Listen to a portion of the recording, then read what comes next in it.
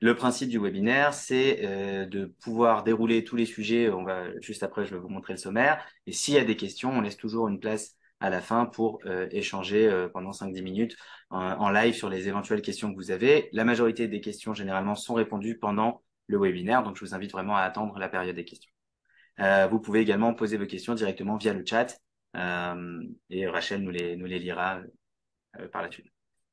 Donc, les sujets qu'on va aborder aujourd'hui, techniquement, c'est l'investissement immobilier en Israël. On va très rapidement expliquer le marché qui est un marché en croissance, la rentabilité israélienne, la fiscalité préférentielle. La création d'une filiale de votre société française, c'est le sujet principal. On va faire une distinction entre ce qui est une filiale et une succursale et on va expliquer pourquoi, dans certains cas, une filiale est préférentielle ou parfois il est préférable d'utiliser une succursale. On va également aborder l'aspect bancaire, dans lequel on va pouvoir différencier les avantages d'acheter en société par rapport aux avantages d'acheter en personne physique. On va également parler de la TVA, où on a la possibilité de récupérer la TVA dans certains cas. Et puis, on va aborder deux sujets principaux par la suite, qui sont la location court terme, qui va généralement être possible. Donc, quel est l'usage que l'on va pouvoir faire avec le bien qui va être acheté, le bien immobilier qui va être acheté, et également la rémunération du compte courant. Voilà. Vous allez voir au final toutes ces notions. Donc, voilà toutes les notions qu'on va aborder. On commence par la première, l'investissement immobilier en Israël. Donc, on le sait, le marché immobilier en Israël, c'est un marché en pleine croissance. Le marché est dopé par une demande continue. Il faut savoir que la démographie en Israël est une démographie en perpétuelle augmentation. Il y a des jeunes couples, il y a beaucoup de personnes également malheureusement qui divorcent, donc il y a beaucoup de foyers, de nouveaux foyers qui se créent. L'État détient plus de 90% des terrains vacants disponibles, c'est-à-dire que l'État, c'est un petit peu le pétrole, hein, j'ai l'habitude de dire ça aux personnes, l'immobilier israélien, c'est un petit peu le pétrole pour Israël, d'accord? C'est-à-dire que le gouvernement sait que les terrains qu'ils peuvent rendre ou non constructibles peuvent générer des profits très importants, notamment par l'intermédiaire de la taxe d'acquisition ou par l'intermédiaire de la taxe sur l'embellissement, ce qu'on appelle le Etel Hashbacha. Le gouvernement peut générer des revenus très importants et donc ils ont tendance à ne pas libérer trop rapidement. Hein, ils essayent de garder, de dominer le marché, on va dire, de l'offre et pour garder une demande constante. Même si les politiciens vont pas toujours le dire parce que c'est un message qui est pas très bien perçu, mais on le sait, on a analysé ces différents sujets. Donc le marché est en perpétuelle croissance grâce à une demande qui est maintenue constante, d'accord? Il y a beaucoup de Olim Hadashim qui viennent, il y a beaucoup de personnes qui veulent acheter de l'étranger pour avoir un pied-à-terre. Mais même le marché intérieur israélien, il a été dopé par une offre qui a été considérablement réduite et maintenue volontairement basse, et également par une fiscalité et par des taux d'intérêt qui étaient extrêmement bas par la suite. Donc beaucoup de demandes, pas beaucoup d'offres. La plupart des gens comprennent que techniquement, ça fait augmenter les prix. La rentabilité qui reste importante, alors c'est clair qu'aujourd'hui sur un marché immobilier, on va parler du long terme par exemple, on parle d'une rentabilité généralement qui est de 3% sur la valeur d'achat du bien, mais c'est une rentabilité qui augmente au fil du temps. D'accord? C'est-à-dire que les loyers en Israël, ils augmentent, pas comme les prix immobiliers en soi, pas comme le prix du bien, ça n'a pas la même rapidité, mais il y a quand même une croissance sur le marché locatif en Israël.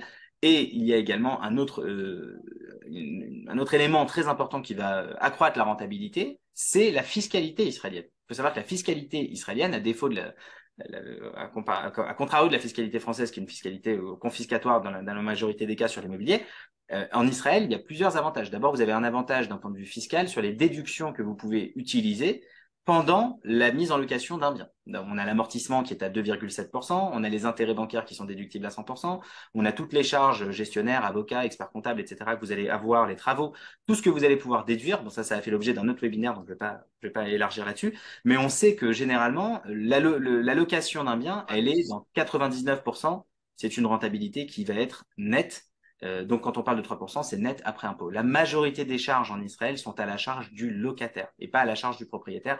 Il n'y a pas ici de taxe foncière, il n'y a pas de taxe propriétaire, etc.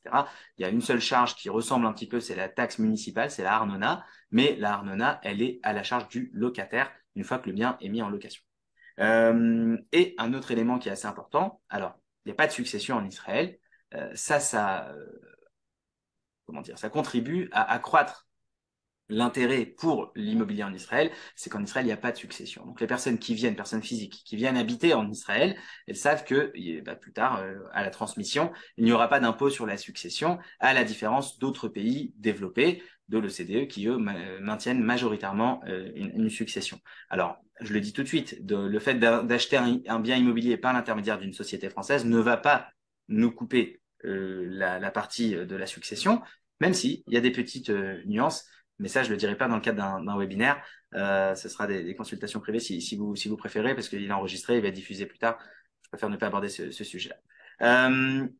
L'objet donc de notre webinaire, c'est de pouvoir investir en Israël via votre société française. Alors, en investissant via votre société française, techniquement, on a donc deux options. Il faut d'abord comprendre que les deux options qui s'offrent à nous sont soit vous créez une filiale de votre société française, donc on va prendre un exemple classique, vous avez une holding en France ou une SCI qui est à l'IS et dans laquelle vous avez des revenus, voilà, des reports qui sont importants et vous n'avez pas envie de distribuer de dividendes. Donc, vous souhaitez éviter de payer la flat tax à 30% pour pouvoir ensuite aller investir dans un bien immobilier en Israël. Donc, l'avantage de créer une filiale, c'est que la société française va créer une société détenue, ça peut être à 100%, ça peut être à 20%, il y a plusieurs pourcentages de détention qu'on conseille. Et cette société française va prêter, va faire un apport en compte courant à la société israélienne. Et donc, vous évitez de passer par la case dividende, vous économisez l'impôt sur le dividende en France, donc la flat tax. Et l'avantage, c'est que vous pouvez donc utiliser la trésorerie qui dort potentiellement dans votre société française. Il y a un autre schéma qui consiste à investir directement par l'intermédiaire de votre société française. Donc ça, c'est ce qu'on va dire par l'intermédiaire d'une succursale. Donc là, dans ce cas-là, c'est votre société française qui investit en direct, qui va acheter le bien en direct. Pourquoi on ne le recommande pas toujours? D'abord parce que d'un point de vue juridique, il n'y a pas de personne morale israélienne qui achète le bien. Donc c'est la société française qui achète en direct. Les banques ne comprennent pas toujours ce montage-là, elles sont pas trop à l'aise avec une personne donc étrangère. Finalement, votre société, c'est une personne étrangère aux yeux des banques israéliennes. Pareil au niveau des impôts. Donc les impôts vont pas forcément apprécier d'avoir une personne étrangère ou une succursale étrangère. Donc ils ne savent pas trop bien gérer en fait avec ça. Et de deux, le fait d'acheter un bien immobilier en Israël par l'intermédiaire d'une société étrangère va automatiquement entraîner l'ouverture d'une succursale d'un point de vue filial. Donc, il faut ouvrir un dossier fiscal en Israël, il faut faire une comptabilité en Israël, il faut faire un compte de résultats, des bilans, etc. Et tout ça, potentiellement, c'est ce que vous auriez eu de la même manière avec une filiale, sauf qu'une filiale, c'est beaucoup mieux compris par les banques, beaucoup mieux compris par les impôts, et on va dire que d'un point de vue fonctionnalité, c'est exactement pareil une succursale et une filiale, sauf que vous aurez beaucoup plus de problèmes à ouvrir un compte bancaire pour une succursale plutôt que pour une filiale, même si malheureusement, même pour les filiales, c'est pas toujours facile d'ouvrir des comptes bancaires en Israël. Deuxième point intéressant, quand on achète en société par rapport à l'achat en particulier, c'est que quand on va acheter en société, alors à partir de maintenant, quand je dis société, c'est une société israélienne, c'est une filiale israélienne qui a été constituée, qui est filiale de votre société française, mais on parle donc d'une société de droit israélien. Quand vous allez acheter avec une société de droit israélien, cette société va pouvoir contracter avec une banque israélienne et obtenir un effet de levier beaucoup plus important au niveau du financement que si jamais vous faisiez un achat en tant que personne physique étrangère. Il faut savoir qu'en Israël, quand vous êtes un touriste et que vous souhaitez acheter en personne physique, la banque israélienne ne peut vous accompagner que jusqu'à un maximum de 50%. C'est la loi en Israël, ça s'appelle Chok HaMashken Tahot. C'est la loi, la banque ne peut pas vous financer à plus que 50%, même si vous avez déjà un appartement qui est complètement payé, peu importe le schéma, vous ne pouvez pas acheter avec plus que 50% de financement. Donc, il faut avoir 50% en tant que personne physique à mettre sur la table. Je vous parle même pas des frais annexes, c'est à peu près encore 10% supplémentaires entre la taxe d'acquisition, l'avocat, l'agent, etc. Donc, il faut potentiellement avoir 60% de la valeur d'achat. Vous comprenez que si vous souhaitez faire de l'investissement immobilier, bon, on le sait tous que c'est les investissements immobiliers, généralement, on essaie de faire travailler les banques, en tout cas tant qu'on peut. Donc, en société, l'avantage, c'est que la capacité de financement, elle passe de 50% à 75%. Ça, c'est la première chose.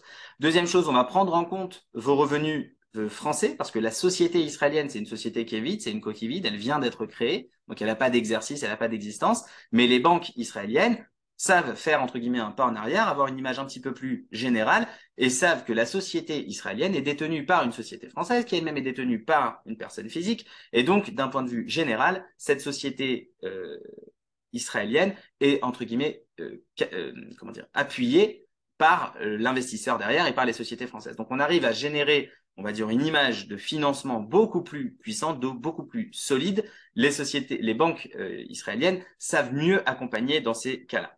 Et l'avantage également, c'est que les banques israéliennes, quand elles prêtent à une société israélienne, en fait, elles ne sont pas régies à la même loi que ce qu'on a expliqué tout à l'heure. Le Chok HaMeshkentot ne s'applique pas. Elles sont en fait réglementées par la loi sur les prêts commerciaux, ce qu'on appelle Chok Halvot Iskiot. Et cette loi-là est beaucoup plus souple que la loi sur la Meshkentaot. Il faut savoir que pour faire du remboursement anticipé quand on est en société, l'avantage, c'est que vous avez dans 90% des cas des prêts qui sont aux variables, puisque c'est généralement ce qu'on va recommander quand on fait de l'investissement en société. Même si là, le prime est assez élevé, il pense déjà que le prime va baisser dans les prochains mois. Le prime, c'est le taux d'intérêt de la banque directrice en Israël. Il pense que dans les prochains mois, pour encourager l'immobilier en Israël, pardon, pas l'immobilier, mais le marché israélien plus généralement, il va falloir baisser le prime. Donc l'avantage, c'est que si aujourd'hui vous prenez un emprunt qui est basé sur le prime, les capacités de remboursement anticipé sont beaucoup plus souples que quand vous allez emprunter en tant que personne physique. Il y a 60 shekels de frais de dossier, pour vous donner un exemple, 60 shekels de frais de dossier pour un remboursement anticipé quand vous le faites en société. Tant vous dire, ça fait 15 euros, c'est pas des frais. Alors que quand vous êtes en personne physique, vous avez des frais, des pénalités en fonction des intérêts que la banque a perdus derrière, etc. Donc on récapitule. Le pourcentage d'apport est beaucoup plus intéressant quand on est en société plutôt que quand on est en particulier. Les conditions généralement au niveau de l'emprunt sont sensiblement les mêmes. Ça coûte un petit peu plus cher parfois en société. Par contre, on peut prendre en compte vos revenus en tant que Français et on a la possibilité de faire du remboursement anticipé de manière beaucoup plus souple. Je précise également que notre cabinet peut vous accompagner sur toute la partie bancaire, que ce soit pour l'ouverture du compte bancaire, pour l'obtention de crédit ou pour le refinancement. On a un département spécial au cabinet qui s'en occupe. Je vais également maintenant aborder la question de la TVA. Quand vous allez acheter en tant que particulier, monsieur tout le monde, il vient, il achète un bien en Israël, un touriste, il va l'acheter à un promoteur, il va payer la TVA à ce promoteur, sauf que, étant donné qu'il n'a pas de dossier fiscal ouvert à la TVA en Israël, eh bien, la TVA qu'il a payée au promoteur, il ne pourra jamais la récupérer. Dans certains cas, écoutez bien, dans certains cas, une société israélienne qui va se qualifier en tant que marchand de biens, ou bien qui va s'identifier, s'inscrire dans le registre des locations saisonnières auprès de la municipalité. Vous achetez un bien à Herzliya, vous allez vous inscrire à la municipalité d'Herzliya et vous allez inscrire votre bien en tant que location saisonnière. Il y a un process à respecter, mais ça se fait. Dans ces cas-là, sur l'achat que vous allez faire, si vous l'achetez à un promoteur, c'est-à-dire que si vous recevez une facture de la part de ce promoteur, vous pouvez récupérer la TVA sur l'achat. Attention, si demain vous revendez ce bien, il faudra effectivement s'acquitter et reverser la TVA lors de la vente. Mais si vous êtes dans une logique de détention patrimoniale long terme, exploitation, location saisonnière, long terme, eh bien vous avez la possibilité d'aller récupérer la TVA sur l'achat. Et également, si vous prévoyez de faire des travaux, des améliorations dans le bien, vous pourriez également récupérer la TVA sur les travaux, les frais engendrés par l'architecte, l'avocat, les conseillers spéciaux, etc. Okay, je ne dis pas qu'il faut se jeter tout de suite dans la case je récupère la TVA maintenant, parce que comme on l'a dit, le marché israélien est un marché en croissance. Donc quand vous allez revendre, généralement, vous allez faire une plus-value. Si vous avez fait une plus-value, il va y avoir donc de la TVA, de la taxe sur la valeur ajoutée. Donc il va y avoir une TVA à reverser qui est plus importante que celle que vous avez récupérée. Mais dans certains cas, si vous avez une logique de détention patrimoniale long terme, ça peut être intéressant, notamment au niveau de la trésorerie. Ça peut être intéressant d'essayer d'appliquer un dossier. Ça dépend de chaque administration. Chaque bureau de TVA en Israël a ses propres règles. Peut-être à Herzliya, ils vont vous dire oui, à Netanya, ils vous diront non, à Tel Aviv, ils vous diront oui. Chacun comment dire, fait un petit peu ses propres règles. Il n'y a pas une règle stricte. Mais bon, on a des relations dans à peu près toutes les administrations du pays. Si le dossier est solide et que vraiment vous avez fait vos calculs et que vous pensez que ça vaut le coup de récupérer la TVA maintenant, eh bien, sachez que c'est une option qui est possible. Autre élément important, c'est que quand vous allez faire un investissement immobilier en Israël, dans la majorité des cas, c'est pour avoir un pied-à-terre en Israël. D'accord? Si vous avez une société française, c'est que vous habitez pas forcément en Israël, ou bien que vous habitez en Israël, mais que vous avez gardé une société dans laquelle il y a des réserves importantes. Et dans ce cas-là, vous avez envie de créer un petit peu un investissement patrimonial. L'investissement patrimonial, dans ce cas-là, il peut avoir deux formes. Soit vous avez envie de faire de la location long terme, et à ce moment-là, ben, vous allez acheter un bien, puis vous allez l'exploiter pendant plusieurs années jusqu'à la revente, ou bien jusqu'à ce que vous souhaitez l'occuper vous-même. Ou bien vous avez envie de faire un petit plaisir, d'acheter un appartement bien placé, à Tel Aviv, à Herzliya, un truc sympa, dont vous avez envie de profiter quand vous venez, mais le reste du temps, ben, vous n'avez pas forcément envie qu'il soit vide. Alors je répète que investir par une filiale israélienne qui obtiendrait un financement de la part de sa société française nécessite que la filiale israélienne elle ait un but économique, d'accord, un objectif économique. L'opération ne peut pas être une opération blanche de dire j'ai 10 millions d'euros qui dorment sur ma société française, je les envoie à ma société israélienne et la société israélienne investir. Il faut vraiment qu'il y ait un objectif économique. Un des objectifs économiques que l'on peut mettre en place, c'est l'allocation court terme. Ça veut dire que la filiale, son objectif déclaré, l'objet social, c'est de faire de la location court terme en Israël. Vous pourriez venir potentiellement profiter du bien 1 à 2 semaines par an, à condition de payer un loyer à votre filiale, d'accord, un loyer équivalent. Ça, je rentre pas dans le terme technique, mais c'est pour éviter tout ce qui est abus de bien social. Mais donc potentiellement, vous avez un bien immobilier qui est un investissement patrimonial que vous allez pouvoir détenir sur le long terme, dont vous pouvez profiter quand vous venez en Israël, et qui potentiellement, pendant les périodes où vous n'êtes pas là, peut vous générer des profits par de l'exploitation saisonnière. Okay, donc, dans ce cas-là, l'objet social doit par contre rester pour de l'occupation court terme. Il faut bien faire attention quand vous allez créer la filiale, l'objet social que vous souhaitez identifier. Ensuite, on va parler du compte courant. C'est techniquement, faut dissocier deux choses. Quand la société française, votre holding, va apporter en compte courant de la trésorerie à la filiale israélienne, d'un point de vue fiscal, il ne se passe rien. D'un point de vue fiscal, cette opération, c'est une opération de prêt d'avance en trésorerie. Donc, il faut faire une convention d'apport en trésorerie. D'accord, il faut que votre expert comptable français rédige une convention d'apport, que les deux sociétés signent dessus. Et il y a une condition, c'est que la trésorerie, l'apport en trésorerie soit rémunéré au taux français. Le taux en vigueur, je crois que c'est 3,4% pour 2023, si je dis pas de bêtises. Donc, il suffit que cet apport en compte courant soit rémunéré. Après, dans les conditions de rémunération, on peut dire que c'est un prêt qui est rémunéré in fine. Donc, vous n'êtes pas obligé de payer tous les ans. La société israélienne, elle ne va pas être obligée de payer tous les ans, mais il faut que potentiellement cet apport il soit rémunéré. Donc, d'un point de vue fiscal, c'est cette convention d'apport en trésorerie qui nous permet de ne pas considérer cet apport en trésorerie comme une distribution en dividende. D'accord? Donc faites bien attention, cette convention, elle doit être rédigée et le compte courant avancé par la société française doit être rémunéré au taux français. Si vous avez des questions ou si votre expert comptable le souhaite, on a des modèles de convention qu'on peut vous envoyer et qui permettront de passer les éventuels contrôles de commissaire aux comptes, etc. Maintenant, on va ouvrir le volet de personnes physiques. Si vous avez potentiellement, il va y avoir deux cas qui sont intéressants. Si vous êtes touriste, vous avez de l'argent en nom propre, d'accord, en tant que personne physique, et que vous souhaitez investir en Israël.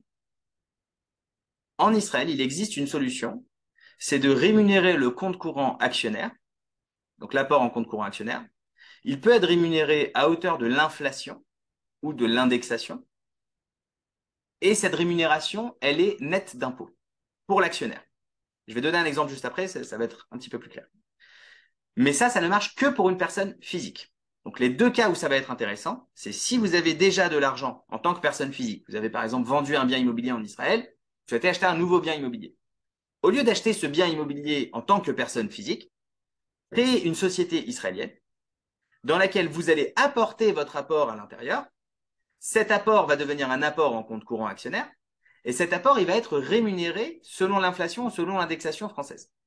Et on va comprendre juste après à quoi ça sert de rémunérer son compte courant. Le deuxième cas où c'est intéressant, c'est si vous avez fait votre alia, que vous avez gardé une société en France qui a des réserves.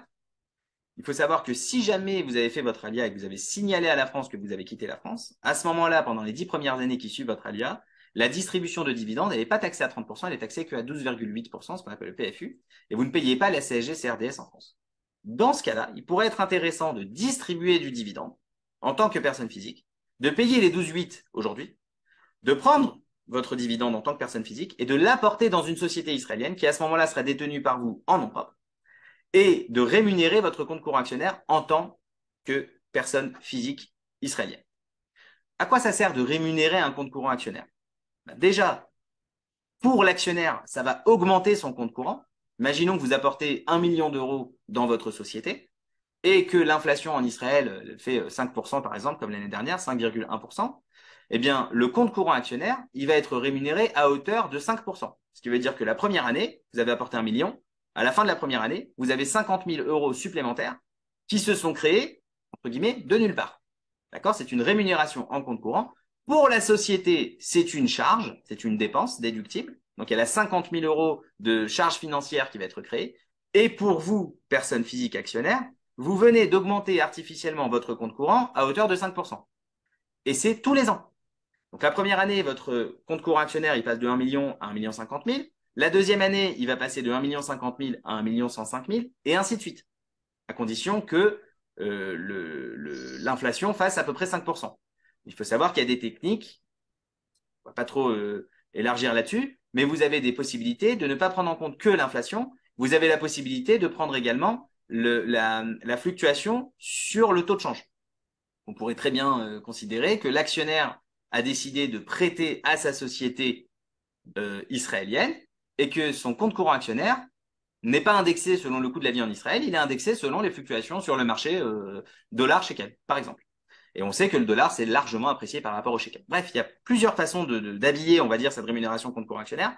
Mais il faut bien comprendre une chose, c'est qu'à partir du moment où vous avez de l'argent en tant que personne physique et que vous souhaitez faire un investissement en Israël, que ce soit pour de l'immobilier court terme ou long terme, il faut que l'objet soit quand même une location. À partir du moment où vous répondez à ce critère-là, il faut absolument créer une société, c'est un petit peu l'équivalent d'une SCI française, qu'on peut mettre également à l'IR en Israël, on peut la rendre transparente. Et l'avantage de passer par ce système-là, c'est que vous allez rémunérer votre compte courant. Cette rémunération du compte courant va pouvoir être reconnue comme une charge déductible sur vos revenus locatifs. Et si jamais, comme c'est le cas dans les premières années, vos revenus locatifs ne dépassent pas le montant des charges générales générées dans la société, eh bien, il va y avoir un report dans votre société, un déficit fiscal qui va se reporter sans limite de temps. D'accord? C'est ce qu'on a marqué ici. La dépense fiscale dans votre société va pouvoir être déduite soit contre les revenus locatifs, soit contre une future plus-value. Et en Israël, il n'y a pas de limite de temps dans le report à nouveau, dans la perte fiscale que l'on peut demander. Si Okay. je peux me permettre de préciser juste, Nathaniel, un petit point, Oui. c'est que c'est vrai que les personnes sont très méfiantes, surtout lorsqu'elles louent à long terme. Elles louent à long terme et sont méfiantes d'ouvrir une société pour la location, parce qu'automatiquement, les avocats vont recommander, ah non, si c'est de la location à long terme, mieux vaut acheter en particulier. Dans tous les cas, c'est pas commercial, on pourra bénéficier d'une imposition passive comme chaque particulier. Ce qu'il faut savoir, c'est qu'on a d'un côté l'avantage société qui nous permet cette rémunération compte courant, mais d'un autre côté aussi l'avantage d'être imposé comme un indépendant. Et ça, c'est Voilà. super important parce que c'est vrai qu'on entend société, société. C'est une société qui n'est pas très connue en Israël. On entend toujours soit Khevra Baham, soit particulier. Là, c'est une Khevrat Baït. C'est pour ça que cette SPI n'est pas trop à la mode, alors que surtout avec les taux d'inflation qu'on a aujourd'hui, c'est super avantageux. Tout à fait. C'est exactement l'objet de ce slide-là. C'est qu'en Israël, même une société peut être rendue transparente d'un point de vue fiscal, ce qu'on appelle une chevrat baït, et potentiellement elle va fonctionner comme une SCI à l'IR à une petite exception près, c'est qu'en Israël, on a le droit, même en étant SCI à l'IR, de pouvoir utiliser l'amortissement sur le bien. Donc au niveau des revenus locatifs, on bénéficie des mêmes déductions qu'une SCI à l'IS. Ça, c'est le petit avantage en Israël. Donc, les principaux avantages, je répète, vous bénéficiez d'une séparation juridique, vous bénéficiez d'une capacité de financement, comme on l'a évoqué au départ, qui peut aller jusqu'à 75%, alors que si vous aviez le même argent en tant que touriste, vous allez voir une banque, la banque, elle vous dit, monsieur, c'est jusqu'à 50%, je ne peux pas faire autrement. Vous créez une société israélienne, vous la rendez transparente d'un point de vue fiscal. Pour la banque, ça reste une société qui achète et la banque peut vous financer jusqu'à 75%. Et l'autre avantage, c'est que sur l'apport que vous allez mettre dans cette société, cet apport, comme on l'a expliqué, il est rémunéré en tant que compte courant actionnaire et il est exonéré. D'accord? Donc, d'un point de vue dépenses dans la société, vous créez une charge et vous, personnellement, vous ne faites qu'augmenter votre compte courant. Les conditions, c'est que, bon, bien sûr, il faut disposer des fonds pour l'apport en nom propre. Les fonds, je répète, hein, c'est à peu près 25 à 30%, le reste est financé par la banque, et encore 10% à peu près, il faut prendre en compte la taxe d'acquisition et les frais annexes comme l'avocat, l'agent immobilier. Okay, voilà, et la banque ne prête pas sur les frais annexes, n'oubliez pas. Voilà un petit peu le résumé sur comment est-ce qu'on fait de l'investissement en Israël par l'intermédiaire de sociétés françaises.